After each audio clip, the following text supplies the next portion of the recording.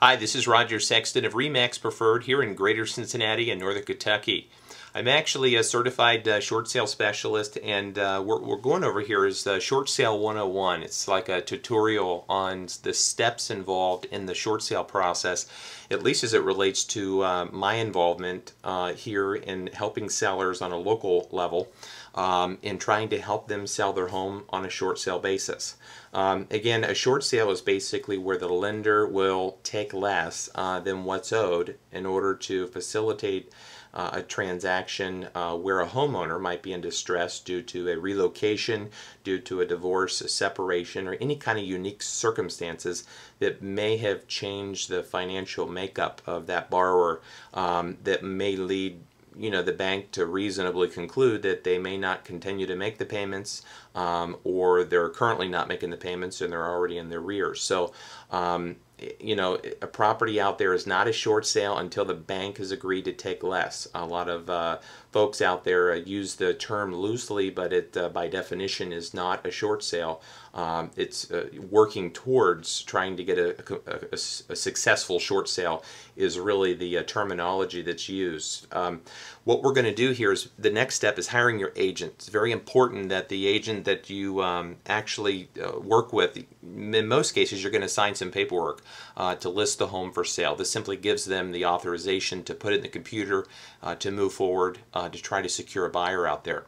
Your home more than likely will be advertised subject to a third-party approval and or lender approval, and simply this kind of protects your interest in the process up front, because if you don't have this in there and you take a full price offer, even so, I mean, depending on what market you're in different areas, I guess somebody could try to force the seller to sell them the property based upon the advertised price. It all depends again on your area, and of course you need to consult with an attorney about that in your area, but more or less it wouldn't hurt to offer to add in the language that the offer would be subject to third-party and lender approval, and that simply just protects your interest out there.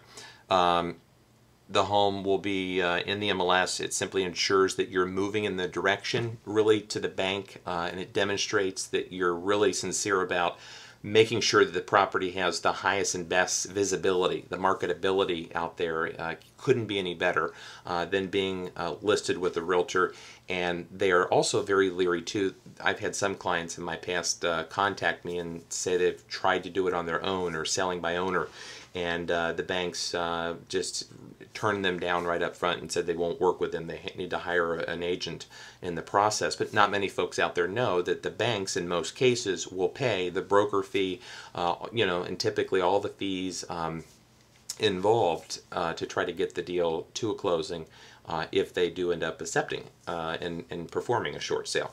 So these are some critical points in the process.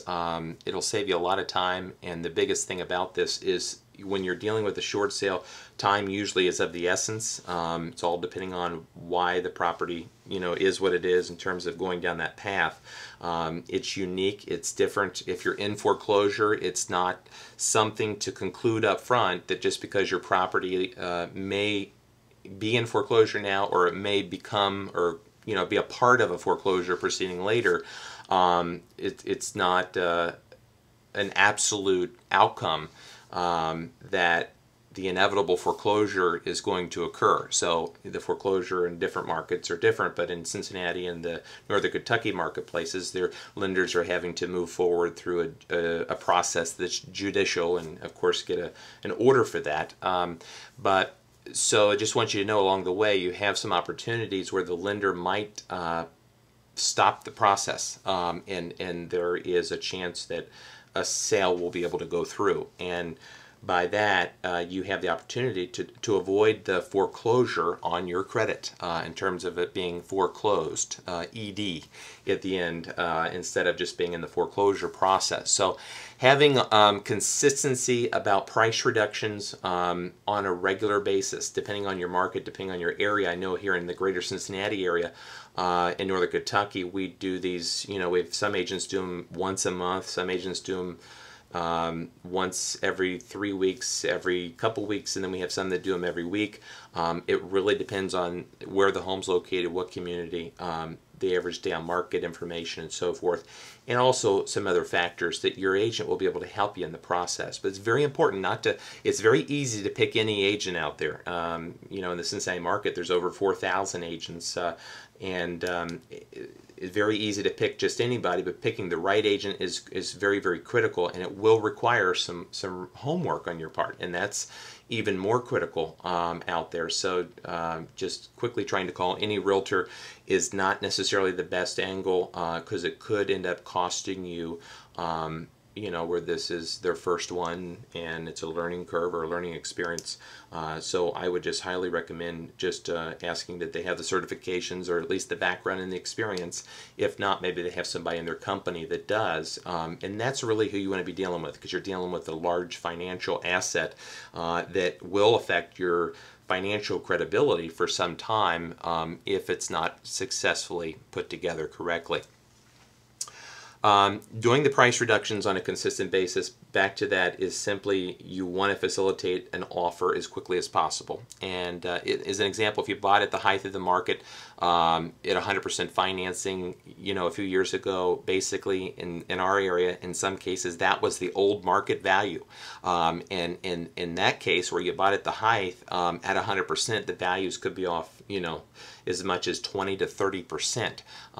And what you don't want to do is have an agent who lists the property at, let's say, 200,000 and drops it to 100,000 or 150 without showing some incremental reductions, and having your agent be able to compare the price reduction report to the showing report to draw a correlation of when the showings began to occur and when the offer came in. Simply paints a picture not only to your bank but the mortgage investor and also the other BPO agent who would then come out to verify the current value of your home after an offer is received from a buyer. So what we will simply do here is go on here a little further to the next step, number 4, and that's basically once you receive an offer, you want to make sure you have proper paperwork that goes with it. And again, if you choose a short sale agent, they're already going to have this stuff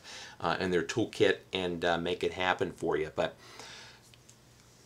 don't like to go backwards again, but you know, number 3 here, we are seeing, you know, that the biggest problem in some markets here, especially in the Midwest that I've seen, I've heard a lot of stories out there, is that the agents are listing the properties and they're not doing the price reductions quick enough. They're not doing consistency in terms of trying to get an offer as quickly as they need to be.